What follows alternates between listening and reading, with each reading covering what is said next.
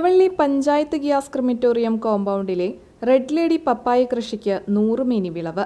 Gas crematorium ജീവനക്കാരൻ Raju താമരപ്പള്ളിയാണ് 100 saint വരുന്ന സ്ഥലത്ത് റെഡ് ലേഡി പപ്പായ കൃഷി ചെയ്തത്. റെഡ് ലേഡി പപ്പായ കൃഷി വൻ ലാഭകരമാണെന്നും എല്ലാവരും കൃഷിരീതി പിന്തുടരണമെന്നും രാജു താമരപ്പള്ളി പറഞ്ഞു. എളവള്ളി ഗ്രാമപഞ്ചായത്തിലെ ക്രിമറ്റോറിയത്തിലെ ഈ റെഡ് ലേഡി കൃഷിയാണ് ഇപ്പോൾ നമ്മളിപ്പോൾ കണ്ടുകൊണ്ടിരിക്കുന്നത്. വളരെ ലാഭകരമായതും അധ്വാനക്കുറവുള്ളതുമായ കൃഷിയാണ് ഈ റെഡ് ലേഡി.